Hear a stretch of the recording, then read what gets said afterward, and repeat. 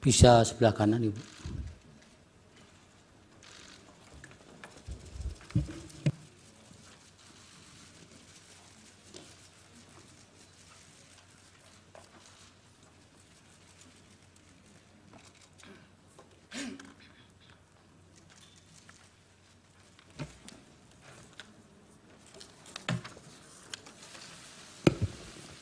Terima kasih Yang Mulia. Bismillahirrahmanirrahim. Assalamualaikum warahmatullahi wabarakatuh. Salam sejahtera, salam, Om Swastiastu, Namo Buddhaya, salam kebajikan. Yang Mulia Ketua Bapak Soehartoyo, Yang Mulia Saldi Isra, Yang Mulia Bapak Arif Hidayat, Yang Mulia Ibu Eni Nurbaningsih, Yang Mulia Bapak Daniel Yusmikpo, Yang Mulia Bapak Arsul Sani, Yang Mulia Bapak Guntur Hamzah, dan Yang Mulia Bapak Ridwan Mansur, Majelis Hakim Mahkamah Konstitusi yang kami hormati. Bapak Menko Bidang Pembangunan Manusia dan Kebudayaan, Bapak Menko Perekonomian, Bapak Ibu Menteri Sosial, Ketua Dewan Kehormatan Penyelenggara Pemilu, pimpinan, anggota, kuasa hukum KPU dan Bawaslu, serta para kuasa hukum dari paslon peserta Pilpres. Sehubungan dengan permintaan Mahkamah Konstitusi kepada Menteri Keuangan untuk dapat memberikan keterangan dalam persidangan perselisihan hasil pemilihan umum atau PHPU Presiden dan Wakil Presiden tahun 2024, perkenankanlah kami menyampaikan keterangan terkait dengan alokasi dan penyaluran anggaran perlindungan sosial sesuai dengan tugas dan fungsi Menteri Keuangan. Kami sungguh bersyukur dan mengaturkan terima kasih untuk kesempatan memberikan keterangan di forum Mahkamah Konstitusi yang mulia ini.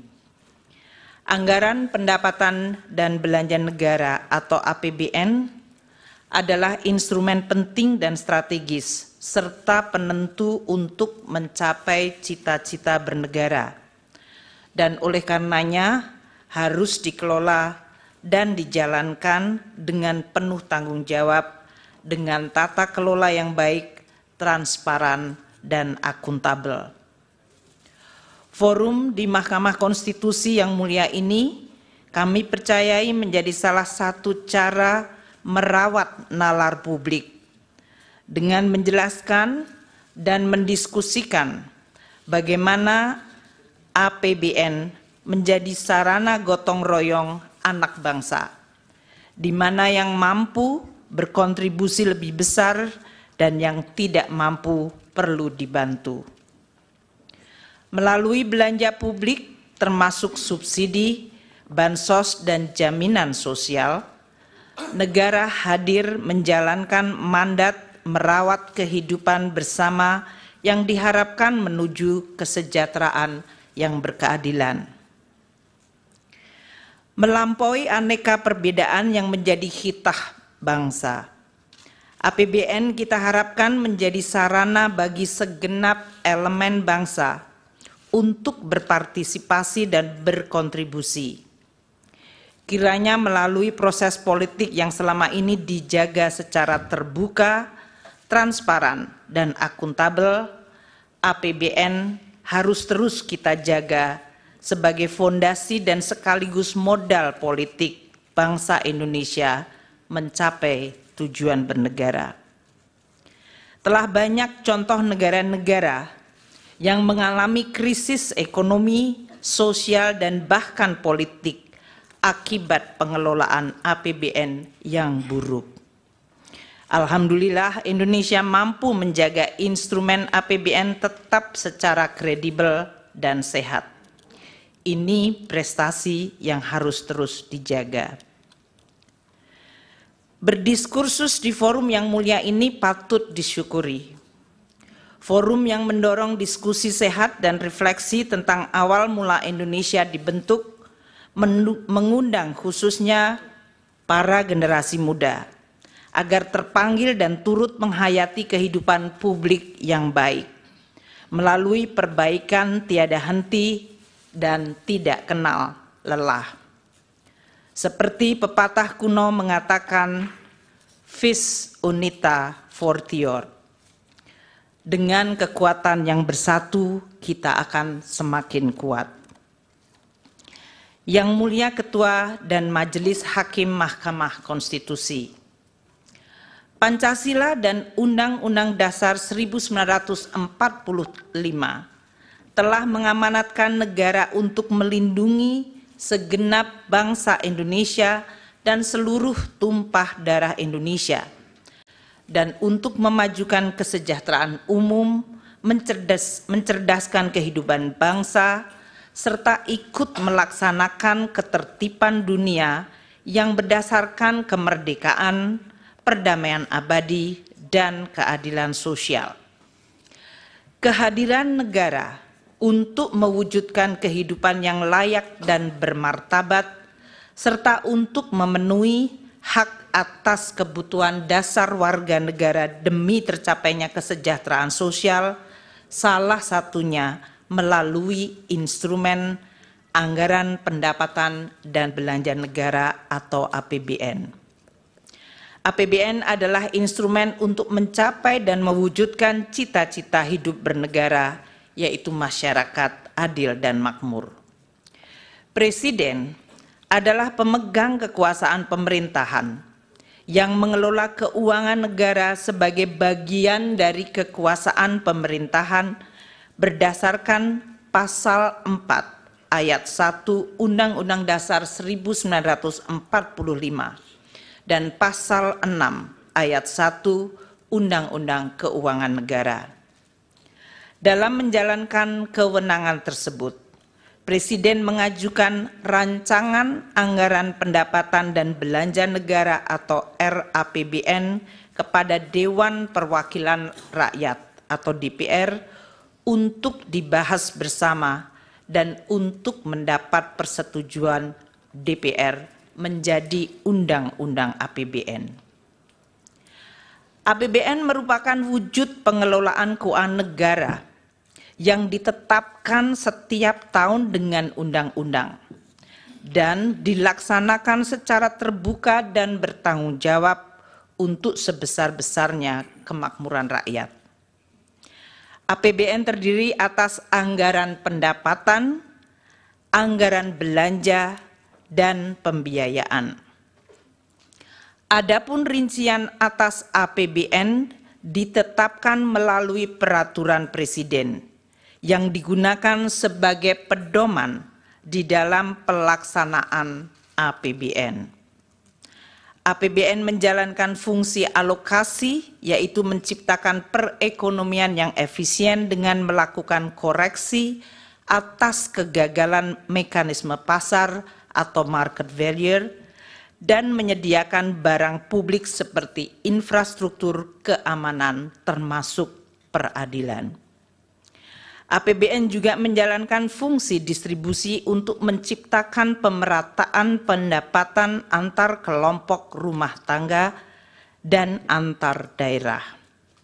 Selain itu, APBN juga menjalankan fungsi stabilisasi untuk menjaga perekonomian dari guncangan akibat ketidakpastian ekonomi global, pengelolaan inflasi, stabilitas harga, dan sebagai shock absorber melindungi daya beli masyarakat, terutama yang berpendapatan rendah. Anggaran belanja dirinci menurut organisasi, fungsi, jenis, dan program belanja.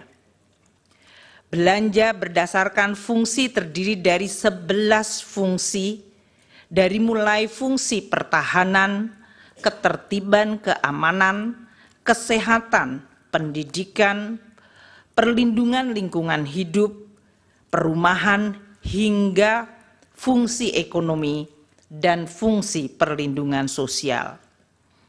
Anggaran perlindungan sosial terdapat pada berbagai kementerian lembaga, di Bendahara Umum Negara atau BUN, dan di pemerintahan daerah, Pemda, termasuk desa melalui transfer ke daerah atau TKD.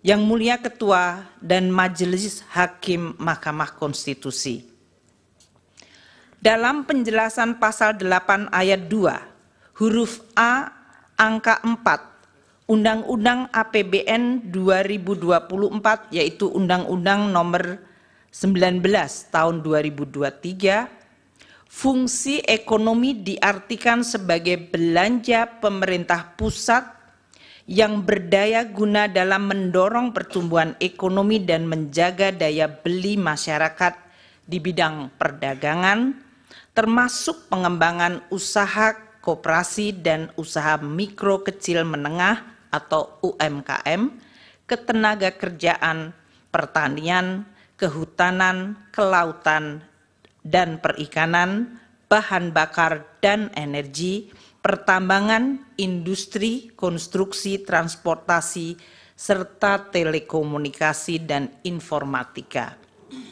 Kehutanan, kelautan, dan perikanan, bahan bakar dan energi, pertambangan, industri, konstruksi, transportasi, serta telekomunikasi dan informatika.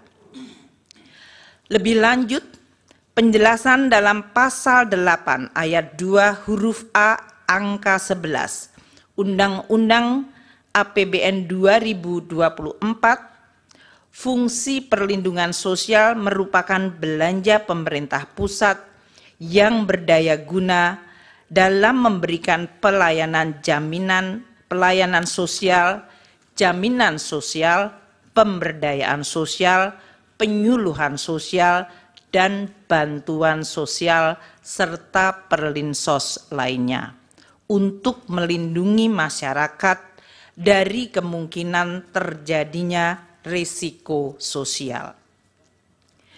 Yang Mulia Ketua dan Majelis Hakim Mahkamah Konstitusi, penyusunan dan pembahasan bersama DPR serta penetapan anggaran pendapatan belanja negara sebagai undang-undang melalui siklus yang merupakan rangkaian kegiatan mulai dari perencanaan sampai dengan pertanggungjawaban APBN setiap tahun. Kami akan memberikan ilustrasi penyusunan APBN tahun 2024 ini. Siklus penyusunan dimulai sejak tahun sebelumnya, yaitu tahun 2023, dengan tahapan sebagai berikut. Tahap perencanaan dan penganggaran RAPBN 2024 dijadwalkan pada periode Januari hingga Juli 2023, mencakup penyiapan konsep kerangka ekonomi makro, pokok-pokok kebijakan fiskal atau KEM PPKF, dan rencana kerja pemerintah RKP, dan perencanaan kegiatan serta pagu anggaran oleh kementerian dan lembaga. DPR yang terdiri dari seluruh fraksi partai politik membahas KEM PPKF dan RKP 2024 pada bulan Mei 2023.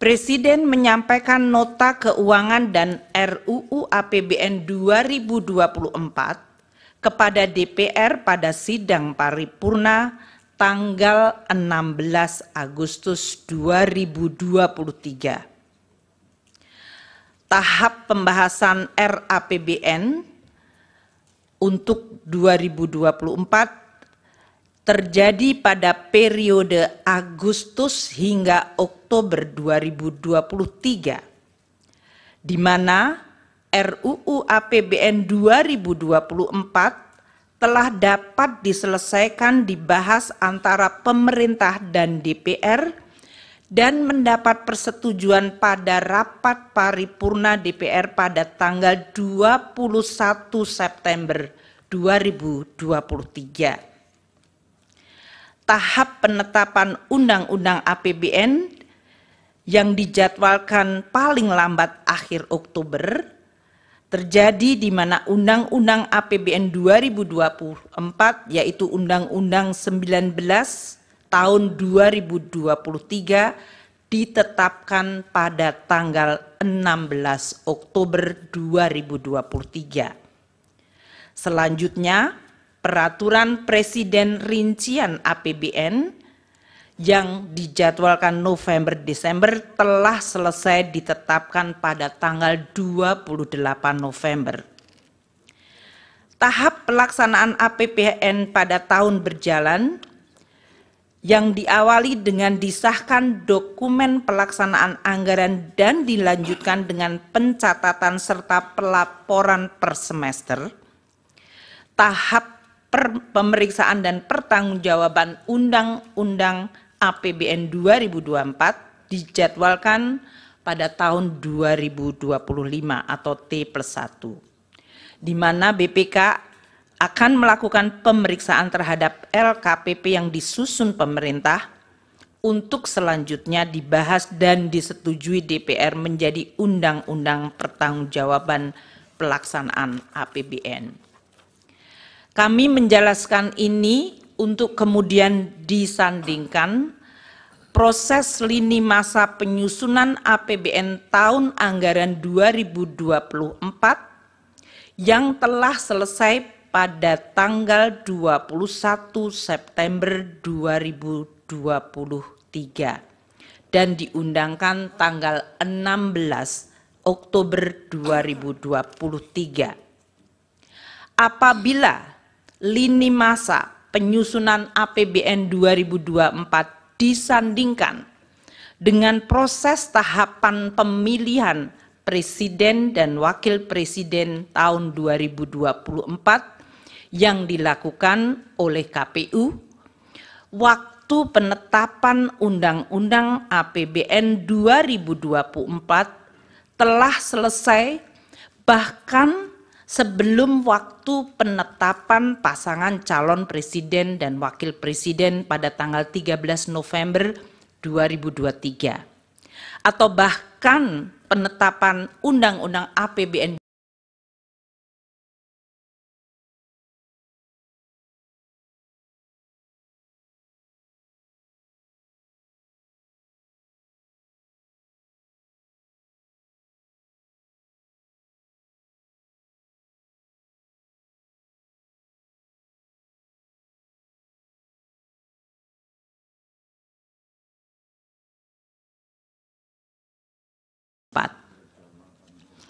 Yang Mulia Ketua dan Majelis Hakim Mahkamah Konstitusi.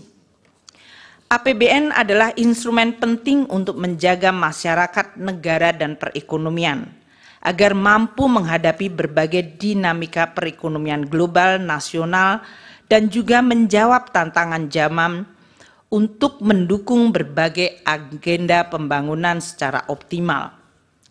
APBN harus didesain secara antisipatif, responsif, dan mampu adaptif di dalam menghadapi berbagai kondisi dan guncangan.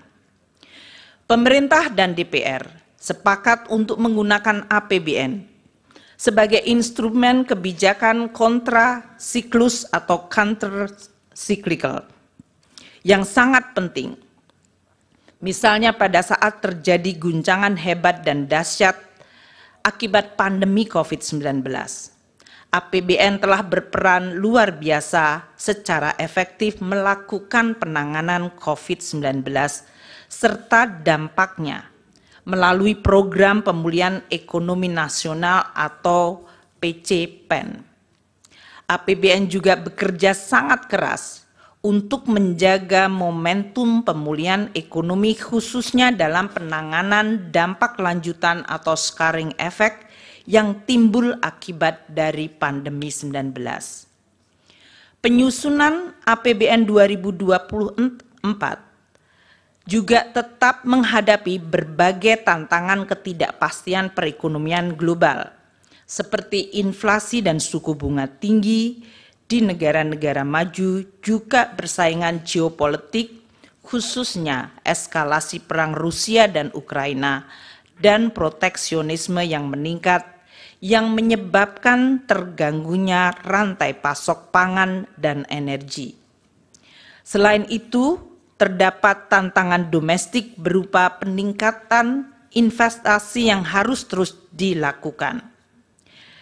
Dampak dari El Nino dan cuaca buruk di berbagai daerah telah mengancam ketahanan pangan dan kesejahteraan masyarakat.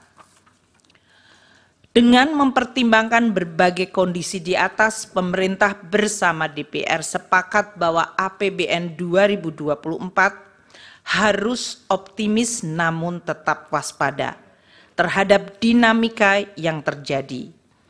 Tema kebijakan fiskal tahun 2024 diarahkan untuk mempercepat transformasi ekonomi yang inklusif dan berkelanjutan. Yang Mulia Ketua dan Majelis Hakim Mahkamah Konstitusi, izinkan kami sekarang membahas khusus mengenai Perlinsos.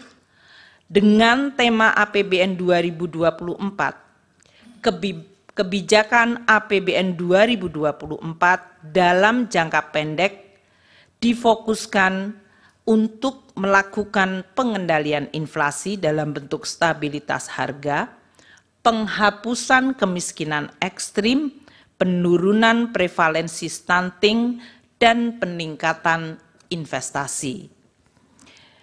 Untuk melaksanakan tema dan arah kebijakan fiskal tersebut, APBN 2024 dirancang sebagai shock absorber untuk melindungi daya beli rakyat dan menjaga stabilitas ekonomi antara lain melalui program perlindungan sosial. Postur APBN 2024 dengan total belanja mencapai 3.325,1 triliun. Di dalamnya terdapat belanja untuk perlindungan sosial sebesar 496,8 triliun rupiah yang berfungsi untuk stabilisasi dan mendukung penghapusan kemiskinan termasuk kemiskinan ekstrim dan stunting. Yang Mulia Ketua dan Majelis Hakim Mahkamah Konstitusi, alokasi anggaran Perlinsos yang sebesar 496,8 triliun dapat dilihat di dalam gambar ini dilaksanakan oleh berbagai kementerian lembaga dan berasal dari badan anggaran atau bagian anggaran KL maupun bagian anggaran bendahara umum negara serta transfer. 75,6 triliun rupiah anggaran Kemensos disalurkan melalui program bantuan sosial atau Bansos, yaitu program Keluarga Harapan PKH, Kartu Sembako, dan program Bansos lainnya. 80,5 triliun untuk perlindungan sosial dikelola oleh beberapa kementerian lembaga seperti Kemendikbud dan Kemenak melalui program PIP, KIP, dan beasiswa afirmasi. Kementerian Kesehatan melalui program Kartu Indonesia Sehat, Kementerian Tenaga Kerja untuk iuran jaminan kehilangan pekerjaan, dan BNPB untuk dana siap pakai bencana. Sementara 340,7 triliun bagian terbesar adalah Perlinsos dalam bentuk subsidi energi, yaitu BBM, LPG, dan listrik, subsidi non-energi seperti pupuk, PSO, kredit usaha rakyat, bunga kredit perumahan, dan antisipasi penanggulangan bencana. Belanja Perlinsos yang disalurkan melalui Kementerian Pendidikan dan Kebudayaan dan Kementerian Agama mengalami kenaikan sebesar 7,47 triliun dibandingkan tahun 2023. dikarenakan adanya kenaikan unit cost jenjang pendidikan menengah dan penambahan sasaran. Sementara belanja bansos selain PKH dan kartu sembako yang disalurkan oleh Kementerian Sosial mengalami kenaikan 1,23 triliun rupiah dikarenakan adanya kenaikan alokasi untuk bantuan makan lansia, bantuan untuk penyandang disabilitas, dan bantuan yatim piatu. Belanja subsidi yang disalurkan melalui Bendahara Umum Negara atau non-KL mengalami kenaikan dengan adanya kenaikan alokasi subsidi pupuk dan subsidi bunga KUR. Dengan demikian dapat ditunjukkan bahwa anggaran perlindungan sosial untuk APBN 2024 di dalam rangka pengendalian inflasi, stabilitas harga, penghapusan kemiskinan sesuai target prioritas nasional. Di dalam APBN 2024 tidak terdapat perubahan yang signifikan pada anggaran bansos yang dikelola oleh Kementerian Sosial. Perubahan perlinsos yang dikelola oleh kementerian lembaga lain seperti Kemendikbud dan Kemenaker adalah akibat kenaikan unit cost, realisasi penggunaan anggaran perlinsos sampai dengan Februari 2024 yang dalam hal ini dianggap sesuai dengan lini masa pemilu Capres dan Cawapres serta pemilihan legislasi pada Februari. Realisasi bansos mencapai sebesar 12,8 triliun sampai dengan Februari 2024 untuk penyaluran program Keluarga Harapan bagi 10 juta keluarga penerima manfaat dan kartu sembako bagi 18,7 juta keluarga penerima manfaat. Realisasi subsidi dan belanja lainnya mencapai 15,3 triliun rupiah dan realisasi perlinsos lainnya 9,8 triliun. Apabila dilihat pada chart tersebut, realisasi anggaran perlinsos dan bansos dari Kemensos 6 tahun terakhir, yaitu dari 2019 hingga 2024, periode yang sama Januari hingga Februari, tidak terdapat perbedaan pola realisasi belanja perlinsos, kecuali pada tahun 2023, yaitu tahun lalu, di mana perbedaan signifikan adalah pada realisasi bansos Kemensos yang cukup rendah pada 2 bulan pertama dikarenakan adanya penataan kembali kerjasama antara Kemensos dengan perbankan. Ini yang menjelaskan pada saat kami menjelaskan kenaikan 2 bulan pada bansos Kemensos mencapai cukup tinggi adalah akibat baseline 2023 dari bansos Kemensos pada bulan Januari Februari yang memang waktu itu rendah akibat masih adanya proses penataan kembali kerjasama antara Kemensos dengan perbankan. Berdasarkan uraian ini, dapat kami sampaikan bahwa pola pembayaran perlindungan sosial dan bantuan sosial tahun 2024 tidak mengalami perbedaan dengan pembayaran tahun-tahun sebelumnya. Anggaran perlinsos telah dianggarkan di dalam APBN tahun 2024 sesuai pembahasan dan persetujuan DPR, dan pola realisasinya tidak terdapat perbedaan dibandingkan periode 6 tahun sebelumnya. Yang Mulia Ketua dan Majelis Hakim Mahkamah Konstitusi, Dapat kami tambahkan bahwa anggaran Perlinsos yang ditunjukkan Presiden dalam RAPBN yang diajukan Presiden di dalam RAPBN 2024 adalah sebesar 493,5 triliun rupiah. Sedangkan alokasi Perlinsos yang ditetapkan dalam Undang-Undang APBN 2024 yang telah disetujui DPR adalah sebesar 496,8 triliun rupiah. Adanya peningkatan dari usulan pemerintah akibat adanya kenaikan anggaran subsidi, akibat perubahan parameter asumsi, kenaikan harga pokok penjualan pupuk, dan kenaikan plafon kredit usaha rakyat. Yang Mulia Ketua dan Majelis Hakim Mahkamah Konstitusi, beralih kepada bantuan pangan. Dalam rangka mendukung pelaksanaan tugas pemerintah di bidang pangan, pemerintah membentuk Badan Pangan Nasional Bappenas melalui Perpres 66 tahun 2021 untuk memenuhi tata kelola pangan secara terarah dan efektif, menciptakan kedaulatan pangan dan ketahanan pangan, serta kemandirian pangan secara nasional. Ini mengacu Undang-Undang 18 tahun 2012.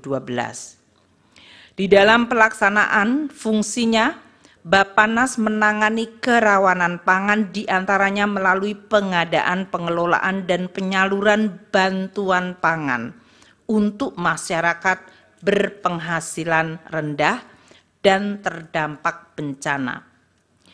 Penyaluran bantuan pangan yang dilakukan melalui Bappenas bukan merupakan bagian dari perlindungan sosial, namun ditujukan untuk penguatan ketahanan pangan dan stabilitas harga pangan. Di dalam APBN ini masuk fungsi ekonomi, bukan fungsi Perlinsos. Pada tahun 2023, Bappenas mempunyai anggaran 10,2 triliun rupiah dan sudah memberi bantuan pangan kepada 21,53 juta keluarga penerima manfaat. Pemberian dilakukan oleh Perum Bulog selama periode September-November 2023 berupa pemberian 10 kg beras. Dalam proses pencairan alokasi bantuan pangan yang dimohonkan oleh Bappenas, diperlukan review oleh BPKP untuk menjamin akuntabilitas dari permohonan yang diajukan. Sedangkan untuk tahun 2024, Bappenas memiliki anggaran sebesar 6,71 triliun rupiah atau justru turun 30% dari anggaran 2023. Yang Mulia Ketua dan Majelis Hakim Mahkamah Konstitusi, pelaksanaan dan pengelolaan APBN dihadapkan pada tantangan perekonomian yang terus berubah secara dinamis.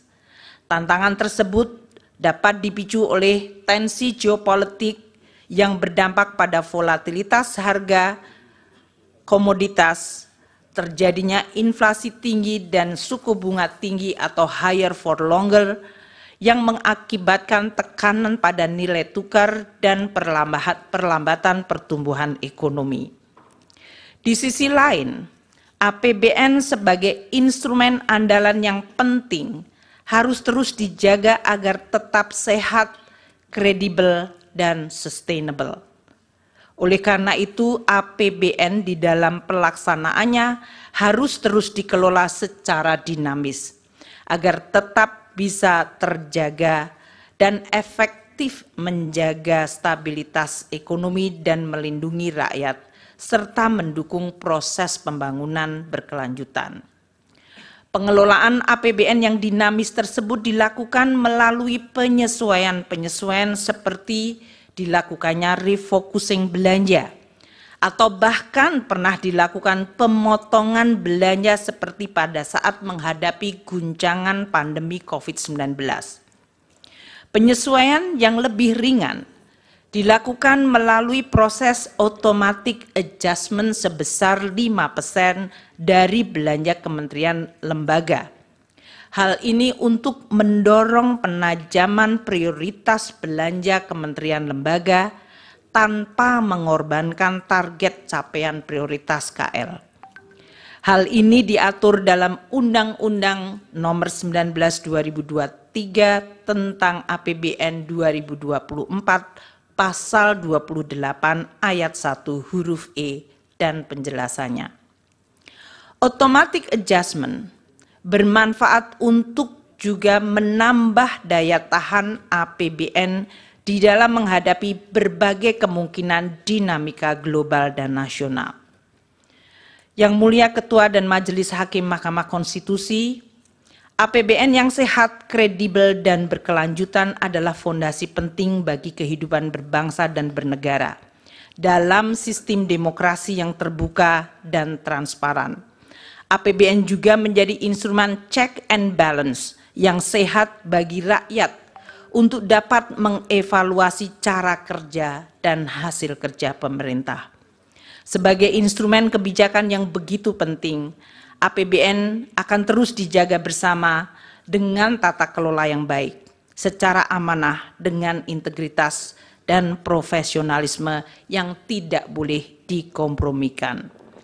APBN adalah alat penting bagi semua generasi bangsa, baik generasi hari ini maupun generasi yang akan datang, di dalam mencapai cita-cita bersama, yaitu terwujudnya gemah ripah loh jinawi toto tentrem kerto raharjo, baldatun toibatun warobun ghafur, negeri yang damai, adil, makmur, dan sejahtera. Demikianlah penjelasan kami yang kami sampaikan, dan atas perhatian Yang Mulia Ketua dan Majelis Hakim Mahkamah Konstitusi, kami ucapkan terima kasih. Wassalamualaikum warahmatullahi wabarakatuh. Om Santi Santi Santi Om.